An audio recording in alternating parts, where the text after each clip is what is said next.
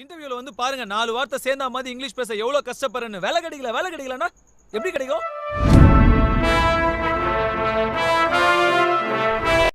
Welcome to our YouTube channel. இன்றைக்கி நம்ம எதை பற்றி பார்க்க போகிறோம் அப்படின்னா தமிழ்நாடு ஸ்கில் டெவலப்மெண்ட்டை பற்றி தாங்க பார்க்க போகிறோம். ஸோ அதில் என்ன நமக்கு பெனிஃபிட்டுங்கிறத ஃபர்ஸ்ட் ஆஃப் ஆல் பார்த்துருவோம். அடுத்ததாக நம்ம எப்படி அப்ளை பண்ணணும் அப்படிங்கிறதையும் நம்ம பார்த்துடலாம் இந்த வீடியோவில். ஃபர்ஸ்ட் ஆஃப் ஆல் நமக்கு இதில் என்ன பெனிஃபிட் அப்படின்னா நமக்கு ஸ்டைஃபன் 100 rupees டெய்லி நமக்கு கொடுக்குறாங்க கவர்மெண்ட் சைட்லேருந்து. அதுக்கு உங்களுக்கு உங்களுடைய பேங்க் டீட்டெயில்ஸை வந்துட்டு அவங்க கேட்குறாங்க.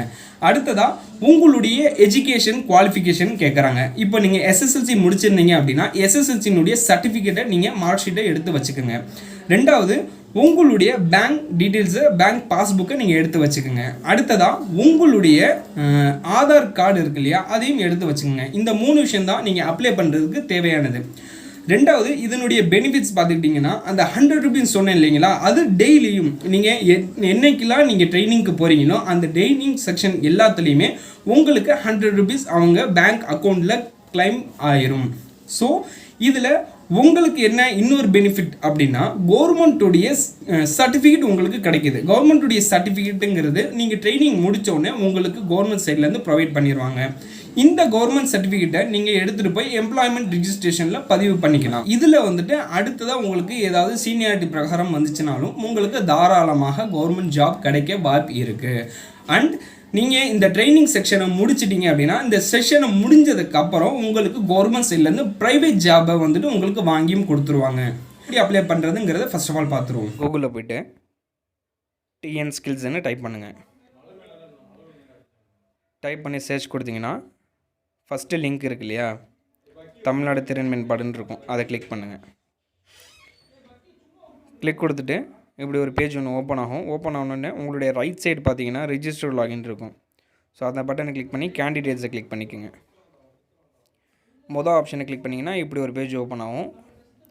ஓப்பன் ஆன உடனே உங்களுடைய ரைட் சைடில் பார்த்தீங்கன்னா ரிஜிஸ்டர்னு இருக்கும். கிளிக் ஹியர் டு ரிஜிஸ்டர்னு அதை கிளிக் பண்ணுங்கள். கிளிக் பண்ணிங்கன்னா இப்படி ஒரு பேஜ் ஒன்று ஓப்பன் ஆகும். அதில் உங்களுடைய நேம் டைப் பண்ணிக்கோங்க. கேண்டிடேட் நேம் அப்படின்னு இருக்கு இல்லையா, அதில் உங்களுடைய பேரை டைப் பண்ணிக்கோங்க. அடுத்தது உங்களுடைய டேட் ஆஃப் பர்த்.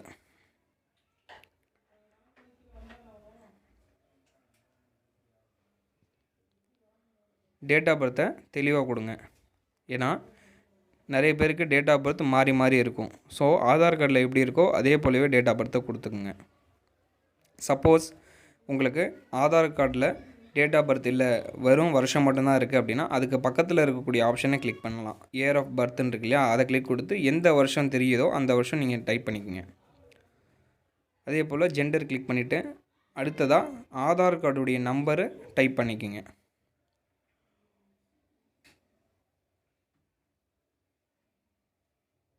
ஆதார் கார்டை டைப் பண்ணிவிட்டு வெரிஃபை கொடுங்க. சப்போஸ் உங்களுக்கு உங்களுடைய ஆதார் கார்டில் இருக்கிற போலவே நேமை நீங்கள் டைப் பண்ணலை அப்படின்னா உங்களுக்கு இப்படி ஒரு எரர் காட்டும்.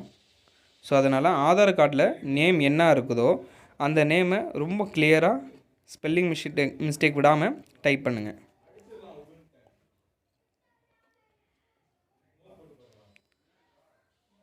டைப் பண்ணிவிட்டு வெரிஃபை கொடுங்க. வெரிஃபை ஆயிரும். அடுத்ததாக உங்களுடைய மொபைல் நம்பர். நீங்கள் எப்பயும் யூஸ் பண்ணுற நம்பரை கொடுங்க. உங்களுடைய பேரண்ட்ஸுடைய நம்பரை கொடுத்துடாதீங்க. ரீசன் என்னென்னா அவங்க உங்களுக்கு கால் பண்ணுவாங்க, அப்போ நீங்கள் எடுக்கணும். ஸோ அதனால் ப்ரைமரி நம்பரில் உங்களுடைய பர்சனல் நம்பரை கொடுங்க.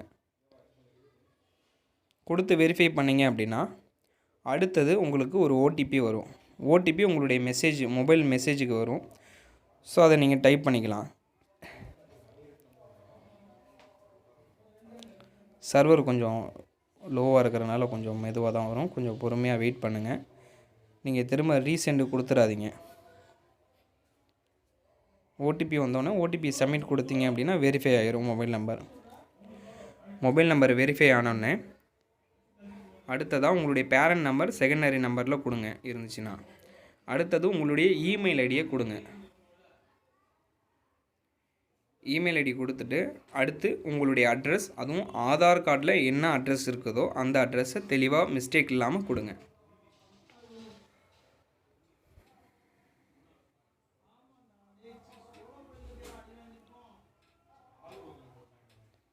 ஆதார் கார்டில் என்ன அட்ரஸ் இருக்கோ அதை தெளிவாக கொடுத்துட்டு அடுத்தது பின்கோடு என்ன இருக்கோ அந்த பின்கோடை டைப் பண்ணுங்கள். ஆதார் கார்டில் என்ன பின்கோடு இருக்கோ அதை டைப் பண்ணுங்கள்.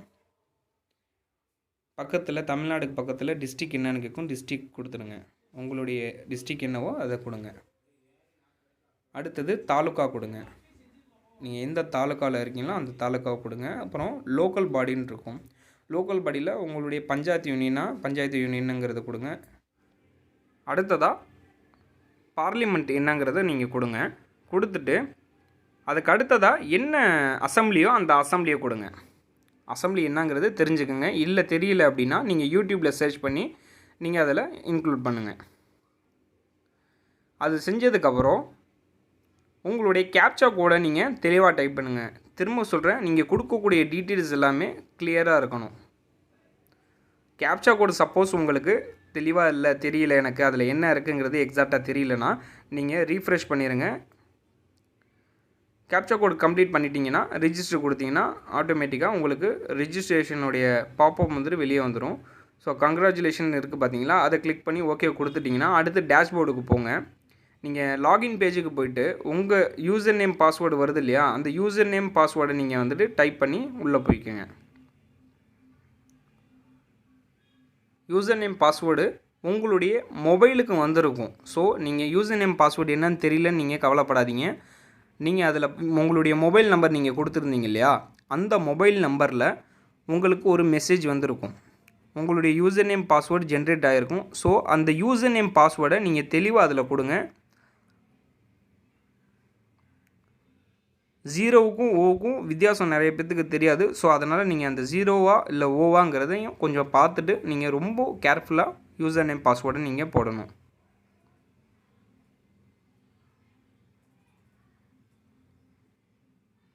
அதே போல் பாஸ்வேர்டும் உங்களுக்கு உங்களுடைய மொபைல்லையே வந்திருக்குங்க.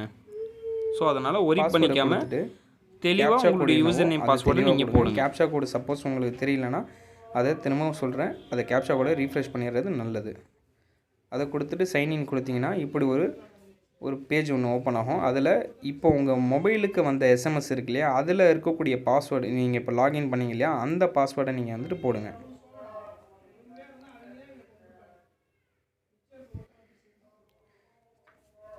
அதை கொடுத்துட்டு உங்களுக்கு என்ன ஞாபகம் இருக்குமோ டக்குன்னு மைண்டுக்கு என்ன வருமோ அந்த பாஸ்வேர்டை கொடுங்க. ஏன்னா மறந்துடாதீங்க. ரொம்ப ஃபெமிலியராக இருக்கக்கூடிய பாஸ்வேர்டை நீங்கள் கொடுக்குறது உங்களுக்கு நல்லது.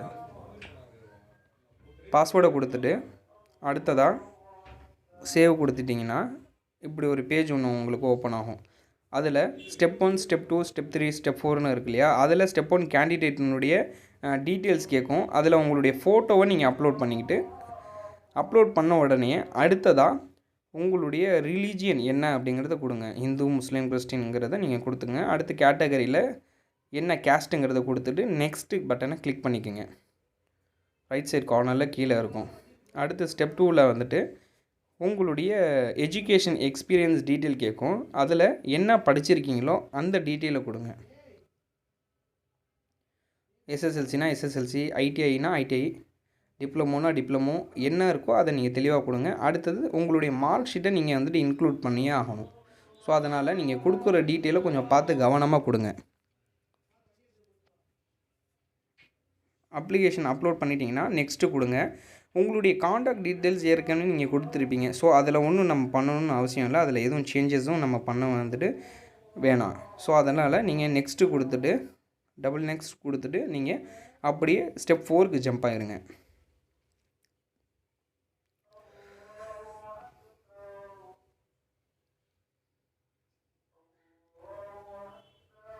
உங்களுக்கு எக்ஸ்பீரியன்ஸ் இருந்துச்சு, எஸ்எஸ்எல்சி முடிச்சுட்டு உங்களுக்கு வேறு ஏதாவது எக்ஸ்பீரியன்ஸ் இருந்தால் எக்ஸ்பீரியன்ஸும் நீங்கள் கொடுத்துக்கலாம் தாராளமாக கீழே. ஸ்டெப் 4ல் உங்களுடைய பேங்க் அக்கௌண்ட்டினுடைய ஐஎஃப்எஸ்சி கோட் இருக்கு இல்லையா, பேங்க் பாஸ்புக்கில் ஐஎஃப்எஸ்சி கோட் இருக்கும். ஸோ அதை நீங்கள் டைப் பண்ணி முடித்த உடனேயே உங்களுக்கு உங்களுடைய பேங்க்குடைய நேமும் உங்கள் பேங்க்குடைய பிரான்ச் நேமும் ஆட்டோமேட்டிக்காக ஜென்ரேட் ஆகிடும். ஜென்ரேட் ஆன அடுத்தது உங்களுடைய பேங்க்குடைய அக்கௌண்ட் நம்பரை ரொம்ப கிளியராக கொடுங்க. ஏன்னா உங்களுக்கு அடுத்து ஃப்யூச்சரில் உங்களுக்கு அமௌண்ட்டு வந்துட்டு அதில் விடும், கவர்மெண்ட்டுடைய அமௌண்ட்டு.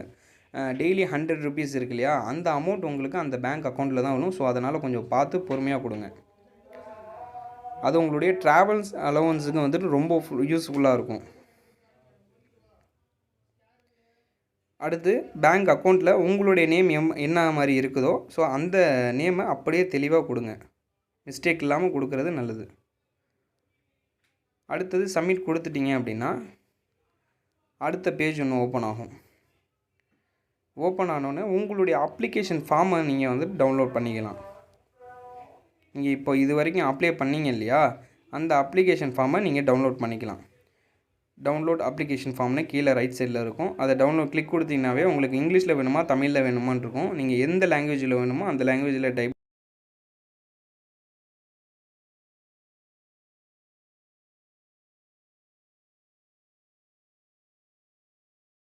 கொடுத்துக்கலாம். இப்போது இந்த பிடிஎஃப் வந்துட்டு எனக்கு வரல. ரீசன் என்னன்னு கேட்டுக்கிட்டிங்கன்னா கொரோனா டயத்தில் எல்லாமே ஸ்டாப் ஆகிருக்குது. ஸோ அதனால் நீங்கள் இப்போ டவுன்லோட் பண்ண வேணாம். நீங்கள் வந்துட்டு கொரோனா முடிஞ்சு இந்த ப்ராப்ளம்ஸ் எல்லாத்தையுமே முடிஞ்சதுக்கப்புறம் நீங்கள் வெப்சைட்டில் போனீங்க அப்படின்னா அவங்களே உங்களுக்கு கால் பண்ணாங்க. உங்களுடைய அப்ளிகேஷனையும் நீங்கள் டவுன்லோட் பண்ணிக்கலாம். இந்த வீடியோ உங்களுக்கு பிடிச்சிருந்துச்சுன்னா லைக் பண்ணுங்கள், ஷேர் பண்ணுங்கள், கமெண்ட் பண்ணுங்கள், சப்ஸ்கிரைப் பண்ணுங்கள். உங்களுக்கு இந்த வீடியோவில் ஏதாவது டவுட் இருந்துச்சுன்னா கமெண்ட் செக்ஷனில் கமெண்ட் பண்ணுங்கள்.